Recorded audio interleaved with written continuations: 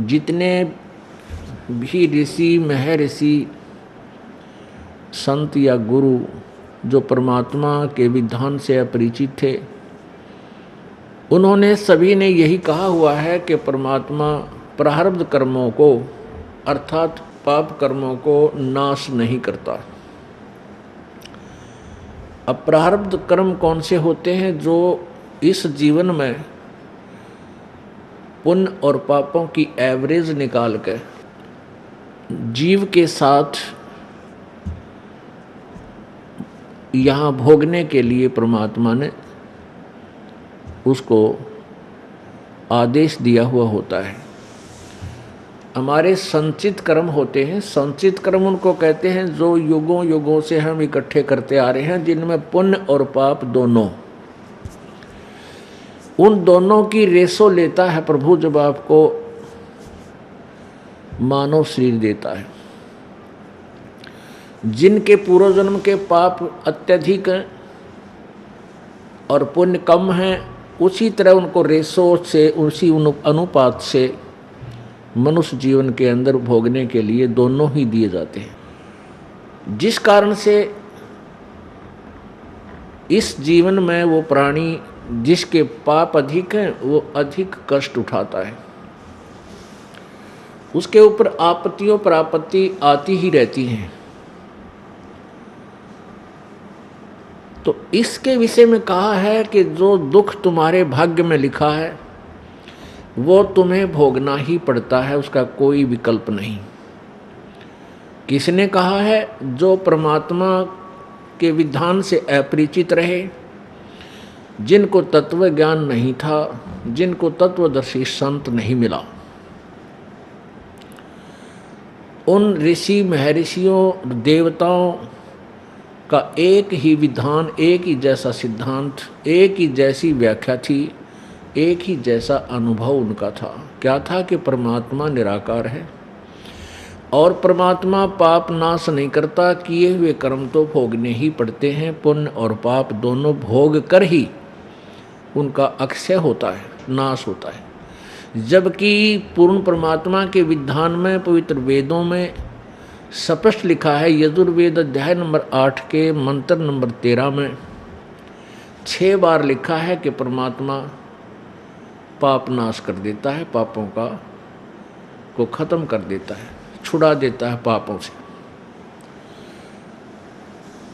जब हमारे वेद सत्य हैं, हम वेदों को सत्य मानते रहे, तो उन महापुरुषों ने ये सिद्धांत कहाँ से लिया कि परमात्मा पाप नाश नहीं करता, कर्म तो भोगने ही पड़ते हैं।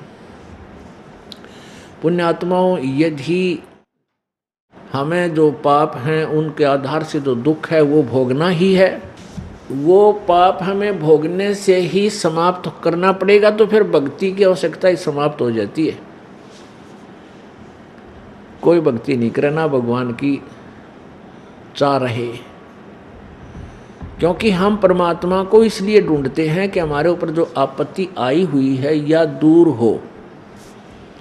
हमारे ऊपर आपत्ति आई है पाप से, और पाप कटेगा तो हमें सुख मिलेगा। जैसे पैर का कांटा निकलेगा तो दुख पीड़ा दूर होगी।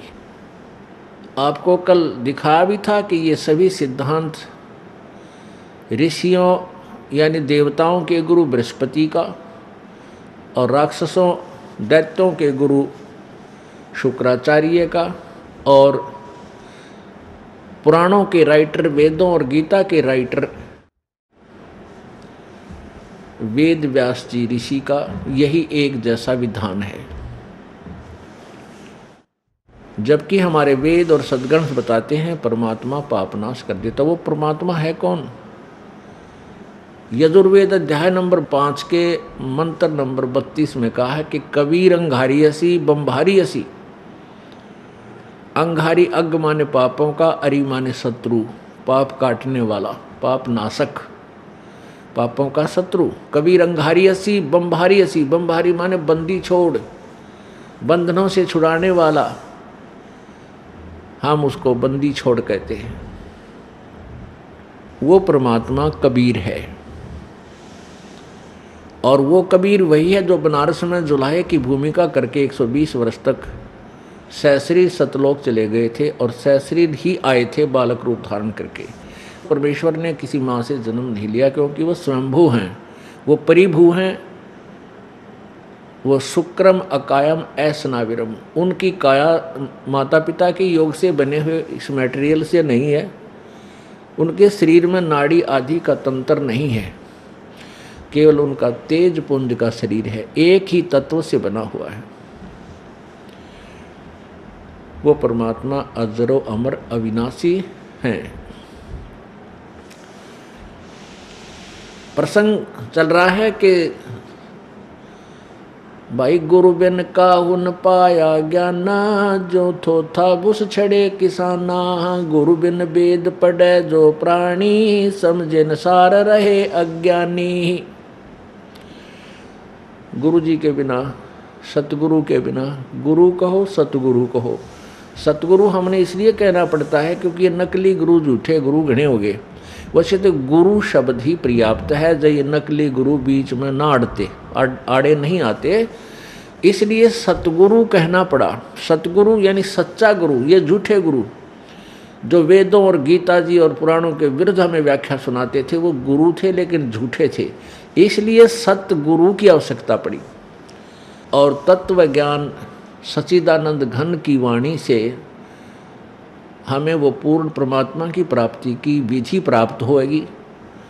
तो सच्चिदानंद घन की वाणी वो सूक्ष्म वेद, वो कबीर वाणी है, वो जो परमात्मा ने स्वयं अपने मुखारविंद से यहाँ बोली है, उच्चारण की है, जो लिपिबद्ध की गई है। उस सच्चिदानंद घन की वाणी में जो विस्तार से कहे गए हैं वो अनुष्ठान, यज्ञ, भक्ति विधि, उस सच्चिदानंद घन की वाणी में लिखे हुए जो यथार्थ ज्ञान को कौन बताएगा? उस तत्व ज्ञान को तू गीता जी अध्याय नंबर 4 के श्लोक 32 में जिस सच्चिदानंद घन की वाणी के विषय में कहा है, उस वाणी को, उस ज्ञान को, उस तत्व ज्ञान को तू चौथे अध्याय के 34वें श्लोक में गीता जी में कहा कि तत्वदर्शी संतों के पास जाकर सुन समझ।